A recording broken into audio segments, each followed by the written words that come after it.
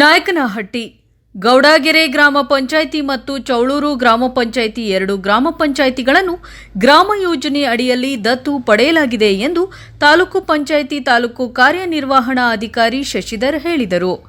ನಾಯಕನಹಟ್ಟಿ ಸಮೀಪದ ಗೌಡಗೆರೆ ಗ್ರಾಮ ಪಂಚಾಯಿತಿಯ ಕಾಯಕ ಗ್ರಾಮಕ್ಕೆ ಚಾಲನೆ ನೀಡಿ ನಂತರ ಮಾತನಾಡಿದ ಅವರು, ಪ್ರತಿ ತಿಂಗಳಿಗೊಮ್ಮೆ ಆನ್ಲೈನ್ ಸಭೆ ಆಗಬೇಕು, ಗ್ರಾಮ ಸಭೆ, ವಾರ್ಡ್ ಸಭೆ ನಡೆಸಬೇಕು. ಇನ್ನು ನೀರಿನ ಸಮಸ್ಯೆ ಹಾಗೂ ಹಳ್ಳಿನ ಸಮಸ್ಯೆಗಳು ಏನಿದೆ ಎಂದು ತಿಳಿದುಕೊಳ್ಳಬೇಕು. ನೀವುಗಳು 3 ಮತ್ತು 4 ತಿಂಗಳಿಗೊಮ್ಮೆ ಸಭೆ ಮಾಡಿದರೆ ಅದು ಹೇಗೆ ಗೊತ್ತಾಗುತ್ತದೆ?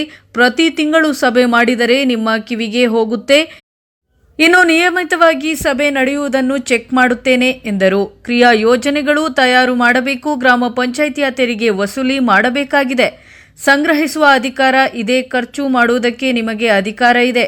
ನಿಮ್ಮ ಗ್ರಾಮಗಳಲ್ಲಿ ಮನೆಗಳು, ಸೋಲಾರ್ ಪ್ಲಾಟ್, ಮಿಲ್ಲುಗಳು ಮತ್ತು ಯಾವುದಾದರೂ ಕೈಗಾರಿಕೆ ಇದೆಯೇ? ಸಣ್ಣ ಪುಟ್ಟ ಇಂಡಸ್ಟ್ರಿಗಳು ನಿಮ್ಮ ಗ್ರಾಮದಲ್ಲಿ ಏನಾದರೂ ಇದ್ದಾವೆಯೇ ಎಂದು ಎಲ್ಲ ಮಾಹಿತಿಯನ್ನು ನಿಮಗೆ ತಿಳಿದುಕೊಳ್ಳಬೇಕು ಎಂದರು.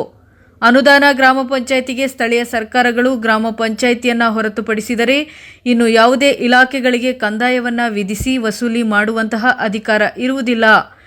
ಇನ್ನು ಈ ಸಂದರ್ಭದಲ್ಲಿ ಉಪಸ್ಥಿತರಾದ ಮಂಜುಳಾ ಜಿಎಚ್ ಅಧ್ಯಕ್ಷರು, ಗೌಡ್ಕೆರೆ ಗ್ರಾಮ ಪಂಚಾಯಿತಿ ಮಂಜಕ್ಕ ಉಪಾಧ್ಯಕ್ಷರು, ಸದಸ್ಯರಾದ ಟಿ ರಂಗಪ್ಪ, ಶಾಂತಮ್ಮ, ರೇವಮ್ಮ, ಮಂಜಮ್ಮ, ವೆಂಕಟೇಶ್, ನಾಗಣ್ಣ, ಸಣ್ಣಪ್ಪ, ಸರೋಜಮ್ಮ ಮತ್ತು ರಾಧಮ್ಮ, ಕೆಂಗುರುದ್ರಪ್ಪ ಮತ್ತು ಲಕ್ಷ್ಮಣ್ ಹೆಚ್, ಅನ್ನಪೂರ್ಣೇಶ್ವರಿ, ಓಬಳೇಶ್, ತಿಪ್ಪೇಶ್ ಗಿಣಿಯರ್, ಗ್ರಾಮ ಪಂಚಾಯಿತಿ ಅಭಿವೃದ್ಧಿ ಅಧಿಕಾರಿ ಈಶ್ವರಪ್ಪ ಹಾಗೂ ಸಿಬ್ಬಂದಿಗಳು, ಡಿಜಿ ಗೋವಿಂದಪ್ಪ ಹಾಗೂ ಇನ್ನು ಇತರರು ಉಪಸ್ಥಿತರಿದ್ದರು. ವರದಿ ಹರೀಶ್ ನಾಯಕನಹಟ್ಟಿ, ಪ್ರಜಾಪವರ್ ಟಿವಿ.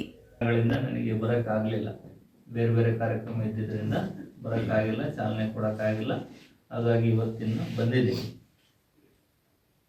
ಇಷ್ಟೇ ಉದ್ದೇಶ. ಇಲ್ಲಿ ಏನೇನು ನಾವು ಮಾಡಬೇಕು ಅಂತಂದರೆ, ಈಗ ಅನುದಾನ ಗ್ರಾಮ ಪಂಚಾಯಿತಿ ಸ್ಥಳೀಯ ಸರ್ಕಾರ, ಗ್ರಾಮ ಪಂಚಾಯಿತಿಯನ್ನು ಹೊರತುಪಡಿಸಿದರೆ ಇನ್ನು ಯಾವುದೇ ಇಲಾಖೆಗಳಿಗೆ ಕಂದಾಯವನ್ನು ವಿಧಿಸಿ ವಸೂಲು ಮಾಡತಕ್ಕಂಥ ಅಧಿಕಾರ ಇಲ್ಲ. ಗ್ರಾಮ ಪಂಚಾಯಿತಿಗೆ ಮಾತ್ರ ನೀವು ತೆರಿಗೆಯನ್ನು ನೀವೇ ವಿಧಿಸ್ಬೋದು, ನೀವೇ ವಸೂಲಿ ಮಾಡ್ಕೋಬೋದು. ಆ ವಸೂಲಿಯಾದಂಥ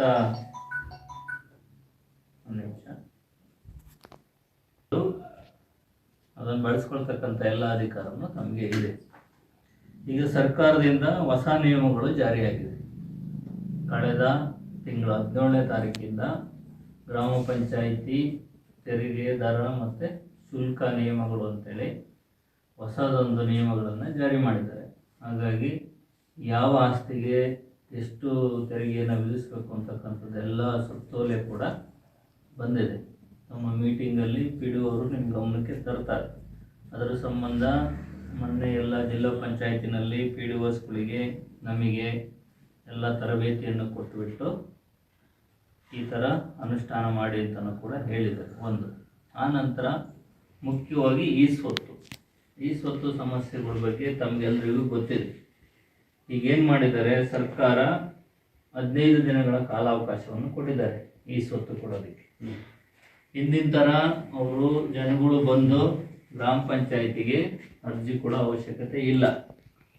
ಅವ್ರಿಗೆ ಕೂಡ ಒಂದು ಸಿಟಿಜನ್ ಪೋರ್ಟಲಲ್ಲಿ ಅಪ್ಲೋಡ್ ಮಾಡೋದಕ್ಕೆ ಅವಕಾಶ ಕೊಟ್ಟಿದ್ದಾರೆ. ನೀವೇನು ಹಿಂದೆ ಕಂದಾಯ ಇಲಾಖೆಯಲ್ಲಿ ನೀವು ಜಾತಿ ಪ್ರಮಾಣ ಪತ್ರ, ವಂಶವೃಕ್ಷ ಅಥವಾ ಯಾವುದ್ಯಾವುದು ಸೇವೆ ಪಡ್ಕೊಳೋದಕ್ಕೆ ಏನು ನೀವು ನಾಡ ಕಚೇರಿಗೆ ಹೋಗಿ ಅರ್ಜಿ ಹಾಕ್ತಿರೋ ಡಾಕ್ಯುಮೆಂಟ್ಸ್ ಅಪ್ಲೋಡ್ ಮಾಡಿ, ಅದೇ ಥರ ನೀವು ಎಲ್ಲಿ ಯಾವುದೇ ಕಂಪ್ಯೂಟರ್ ಸೆಂಟ್ರಿಗೆ ಹೋಗಿ ಅರ್ಜಿಯನ್ನು ಹಾಕಬೇಕು. ನೀವು ಅರ್ಜಿಯನ್ನು ಹಾಕಿದ್ದನ್ನು ಸೆಕ್ರೆಟರಿ ಬಂದು ಪರಿಶೀಲನೆ ಮಾಡ್ತಾರೆ. ಸೆಕ್ರೆಟರಿಗೆ 4 ದಿವಸಗಳ ಕಾಲಾವಕಾಶ ಇರುತ್ತೆ. ಆ ಸೆಕ್ರೆಟರಿ 4 ದಿವಸದೊಳಗಡೆ ಮಾಡಲಿಲ್ಲ ಅಂದರೆ ಆಟೋಮೆಟಿಕಲಿ ಅದು PDOಲಾಗಿನೇ ಬರುತ್ತೆ. PDOಗೆ 2 ದಿನ ಟೈಮ್ ಇರುತ್ತೆ. PDO 2 ದಿನದೊಳಗಡೆ ಸೆಕ್ರೆಟರಿ ಏನು ಪರಿಶೀಲನೆ ಮಾಡಿದ್ದಾನೆ ಅದನ್ನು ಸರಿ ಇದೆಯೋ ತಪ್ಪಿದೆಯೋ ಅಂತೇಳಿ ಚೆಕ್ ಮಾಡಿ ನೆಕ್ಸ್ಟು ಅಧ್ಯಕ್ಷರಿಗೆ ಕಳಿಸ್ಬೇಕು. ಹಿಂದೆ ಅಧ್ಯಕ್ಷರಿಗೆ ಕಳಿಸ್ತಕ್ಕಂಥ ವ್ಯವಸ್ಥೆ ಇದ್ದಿಲ್ಲ, ಈಗ ಅಧ್ಯಕ್ಷರಿಗೂ ಕೂಡ ಕೊಟ್ಟಿದ್ದಾರೆ. ಅಧ್ಯಕ್ಷರು ಅದನ್ನು ಪರಿಶೀಲನೆ ಮಾಡಬೇಕು. ಅಧ್ಯಕ್ಷರಿಗೆ ಇಲ್ಲಿ 4 ದಿವಸ ಕಾಲಾವಕಾಶ ಕೊಟ್ಟಿದ್ದಾರೆ. ಅಧ್ಯಕ್ಷರು 4 ದಿವಸದೊಳಗಡೆ ಯಾವ ಈ ಸ್ವತ್ತು ಬಂದಿದೆ ಅದು ಸರಿ ಇದೆಯೋ ಇಲ್ಲೋ ಚೆಕ್ ಮಾಡಬೇಕು. ಆ 4 ದಿವಸದೊಳಗಡೆ ಅವರು ಚೆಕ್ ಮಾಡಲಿಲ್ಲ ಅಂತ ಹೆಸರು ಕೇಳಿದ್ದೀರಾ? ಕಾಯಕ ಗ್ರಾಮ ಅಂತೇಳಿ ಪಿಡಿಒ ಏನಾದರೂ ತಮ್ಮ ಗಮನಕ್ಕೆ ತಂದಿದ್ರಾ? ಇಲ್ಲ, ತಂದಿಲ್ಲ ಅಲ್ವಾ? ಇದು ಕರ್ನಾಟಕ ಸರ್ಕಾರದ ಒಂದು ಹೊಸ ಕಾರ್ಯಕ್ರಮ ಇದು. ಅಂದರೆ ಏನು ಲಾಸ್ಟ್ ಇಯರಲ್ಲಿ ಮಾನ್ಯ ಮುಖ್ಯಮಂತ್ರಿಗಳು ಬಜೆಟ್ನಲ್ಲಿ ಏನು ಘೋಷಣೆಯನ್ನು ಮಾಡಿದರು, ಕಾಯಕ ಗ್ರಾಮ ಮಾಡ್ತೀವಿ ಅಂತೇಳಿ, ಅದರ ಅನುಸಾರ ಇವತ್ತು ಅದನ್ನು ಜಾರಿಗೆ ತರಲಾಗಿದೆ. ಕಾಯಕ ಗ್ರಾಮ ಅಂದರೆ ಇಷ್ಟೇ, ಅಂದರೆ ಜವಾಬ್ದಾರಿಯುತ ಸ್ಥಾನದಲ್ಲಿರ್ತಕ್ಕಂಥ ಅಧಿಕಾರಿಗಳು ಯಾವ ಗ್ರಾಮ ಪಂಚಾಯಿತಿ ಹಿಂದುಳಿದಿದೆ ಅಂಥ ಗ್ರಾಮ ಪಂಚಾಯಿತಿಗಳನ್ನು ಗುರುತಿಸಿ ಅವರವರ ಏನು ಜವಾಬ್ದಾರಿಗೆ ಅನುಗುಣವಾಗಿ ಆ ಪಂಚಾಯಿತಿಗಳನ್ನು ದತ್ತು ತೆಗೆದುಕೊಂಡು ಆ ಪಂಚಾಯಿತಿಗ ಸಮಗ್ರ ಅಭಿವೃದ್ಧಿ ಮಾಡಬೇಕು ಅಂತಕ್ಕಂಥದ್ದು ಸರ್ಕಾರದ ಒಂದು ಆಶಯ. ಆ ನಿಟ್ಟಿನಲ್ಲಿ ಜಿಲ್ಲಾ ಪಂಚಾಯಿತಿ ಮುಖ್ಯ ಕಾರ್ಯನಿರ್ವಾಹಕ ಅಧಿಕಾರಿಗಳು ಕೂಡ ಪ್ರತಿ ತಾಲೂಕಲ್ಲೂ ಒಂದೊಂದು ಗ್ರಾಮ ಪಂಚಾಯಿತಿಯನ್ನು ದತ್ತು ತಗೊಂಡಿದ್ದಾರೆ. ಇದು ಸರ್ಕಾರದಿಂದನೇ ಆಯ್ಕೆ ಮಾಡಿ ಕಳಿಸಿದ್ದಾರೆ, ಇದು ನಾವು ತಗೊಂಡಿರೋದಲ್ಲ. ಯಾರ್ಯಾರು ಯಾವ್ಯಾವ ಪಂಚಾಯಿತಿನ ದತ್ತು ತಗೋಬೇಕು ಅಂತೇಳಿ ಸರ್ಕಾರದಿಂದನೇ ಲಿಸ್ಟ್ ಮಾಡಿ ಅಲ್ಲಿಂದನೇ ಆದೇಶ ಆಗಿ ಬಂದಿರುತ್ತೆ. ಆಮೇಲೆ ಉಪಕಾರ್ಯದರ್ಶಿಗಳು ಕೂಡ ಕೆಲವು ಪಂಚಾಯಿತಿಗಳನ್ನು ಹಂಚಿಕೆ ಮಾಡಿದ್ದಾರೆ. ಮುಖ್ಯ ಯೋಜನಾಧಿಕಾರಿಗಳಿಗಿರ್ಬೋದು, ನಮ್ಮ ತಾಲೂಕ್ ಪಂಚಾಯಿತಿ ಕಾರ್ಯನಿರ್ವಾಹಕ ಅಧಿಕಾರಿಗಳಿರ್ಬೋದು, ಸಹಾಯಕ ನಿರ್ದೇಶಕರು ಗ್ರಾಮೀಣ ಉದ್ಯೋಗ ಇರ್ಬೋದು, ಸಹಾಯಕ ನಿರ್ದೇಶಕರು ಪಂಚಾಯತ್ ರಾಜ್ ಇರ್ಬೋದು, ಇವರಿಗೆಲ್ಲರಿಗೂ ಕೂಡ ಗ್ರಾಮ ಪಂಚಾಯಿತಿಗಳನ್ನು ಹಂಚಿಕೆ ಮಾಡಿ ಎಲ್ಲಿ ಏನಿದೆ ಮೂಲ ಏನು ತಳಮಟ್ಟದಲ್ಲಿ ಈ ಪಂಚಾಯಿತಿ ಅಭಿವೃದ್ಧಿ ಆಗದೇ ಇರೋದಕ್ಕೆ ಕಾರಣಗಳು ಏನಿದೆ ಅದನ್ನು ನಾನು ಬಂದು ಚೆಕ್ ಮಾಡ್ತೀನಿ. ಸುಮ್ಮನೆ ವಿನಾಕಾರಣ ಸಭೆ ಬೇಡ, ಇವತ್ತು ಅಧ್ಯಕ್ಷರಿಲ್ಲ, ಆ ಟೀಮ್ ಸಭೆ ಕರೆಯೋದು ಬೇಡ ಅಂದಿದ್ದಾರೆ, ಇವರು ಬೇಕು ಅಂತಾರೆ, ಈ ಥರದ್ದು ಒಂದಲ್ಲ. ಏನು ಬೇಡ, ನಾವು ಕಾನೂನು ಪ್ರಕಾರ ಕೆಲಸ ಮಾಡೋಣ. ಪ್ರತಿ ತಿಂಗಳು ಸಭೆ ಮಾಡಬೇಕು, ಮಾಡೋಣ.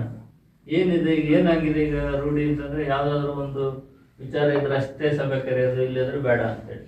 ಯಾಕೆ ಸಭೆ ಕರೆದು ಚರ್ಚೆ ಮಾಡಬೇಕು. ಫಸ್ಟ್ ನೀರು ಗಂಟೆಗಳು ಕರೆಕ್ಟಾಗಿ ಕೆಲಸ ಮಾಡ್ತಿದ್ದಾರಾ, ಯಾವ ಹಳ್ಳಿನಲ್ಲಿ ಏನು ಸಮಸ್ಯೆ ಇದೆ, ಈ ತಿಂಗಳು ಹೇಳಿದರೆ ಇನ್ನು 15 ದಿವಸಕ್ಕೆ ಅಟೆಂಡ್ ಆಗಿರ್ಬೇಕು. ನೀವೇ 3 ತಿಂಗಳು 4 ತಿಂಗಳಿಗೆ ಒಂದ್ಸರಿ ಸಭೆ ಮಾಡಿದರೆ ಹೆಂಗೆ ಗೊತ್ತಾಗುತ್ತೆ?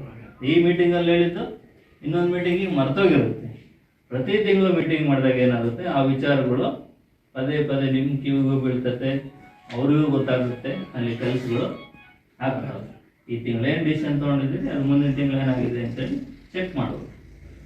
ಆಗಿಲ್ಲ ಅಂತಂದರೆ ಯಾಕೆ ಆಗಿಲ್ಲ ಅಂತೇಳಿ ನೀವೇ ಕೂತ್ಕೊಂಡು ಮಾತಾಡಬೇಕು. ಏನು ಕಾರಣ ಅದಕ್ಕೆ, ಯಾಕೆ ಮಾಡೋಕ್ಕಾಗಿಲ್ಲ, ಯಾರು ಅಡ್ಡಿಪಡಿಸಿದ್ರು, ಕೂತ್ಕೊಂಡು ಚರ್ಚೆ ಮಾಡಬೇಕು. ಹಾಗಾಗಿ 1ನೇ ಪಾಯಿಂಟು, ನಿಯಮಿತವಾಗಿ ಎಲ್ಲ ಸಭೆಗಳು ನಡೀತಾ ಇಲ್ವಾ ಅಂತಕ್ಕಂಥದ್ದನ್ನು ಚೆಕ್ ಮಾಡ್ತೀನಿ. ಎಲ್ಲ ಸಭೆಗಳು ಕೂಡ ನಿಯಮಿತವಾಗಿ ಆಗಲೇಬೇಕು. ಇದು 1ನೇ ಪಾಯಿಂಟ್. ನಂತರ 2ನೇದು,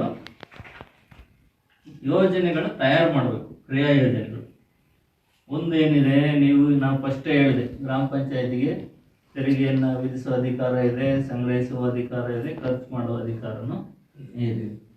ಹಂಗಿದ್ಮೇಲೆ ನಿಮ್ಮ ಪಂಚಾಯತಿನಲ್ಲಿ ಎಷ್ಟು ಪ್ರಾಪರ್ಟಿಗಳಿದೆ ನಿಮಗೆ ಈವಲಾಗಿನೇ ಕೊಟ್ಟಿದ್ದಾರೆ. ಕೆಲವು ಗೊತ್ತಿದೆ ನಿಮಗೆಲ್ಲ, ರಾಜಕೀಯ ದಾಖಲಾತಿಗಳು ಸರಿ ಇದ್ದರೂ ಕೂಡ ಕೊಡೋದು ಬೇಡ ಅಂತಕ್ಕಂಥ ಒಂದು ಮನಸ್ಥಿತಿ, ರಾಜಕೀಯ ವೈಷಮ್ಯ ಊರಲ್ಲಿ, ಈ ಥರ ಸಣ್ಣ ಪುಟ್ಟದೆಲ್ಲ ಇರ್ತದೆ. ಹಾಗಾಗಿ ಅದು ಯಾವುದಕ್ಕೂ ಕೂಡ ಆಸ್ಪದ ಕೊಡಬಾರ್ದು ಅಂತೇಳಿ ಎಲ್ರಿಗೂ ಕೂಡ ಒಂದು ಟೈಮ್ ಫಿಕ್ಸ್ ಮಾಡಿದ್ದಾರೆ. ಅಷ್ಟರೊಳಗಡೆ ನೋಡಬೇಕು. ನೋಡಲಿಲ್ಲ ಅಂದರೆ ಆಟೋಮೆಟಿಕಲಿ ಪಾಸ್ ಆಗಿದೆ ಅಂತಲೇ ಅರ್ಥ. ಪಾಸಾಗಿ ಬರುತ್ತೆ. ನನಗೂ 4 ದಿನ ಟೈಮ್ ಕೊಟ್ಟಿದ್ದಾರೆ, ನಾನು ಚೆಕ್ ಮಾಡ್ತೀನಿ. ನಿಯಮಾನುಸಾರ ಇದ್ದರೆ ಅಪ್ರೂವ್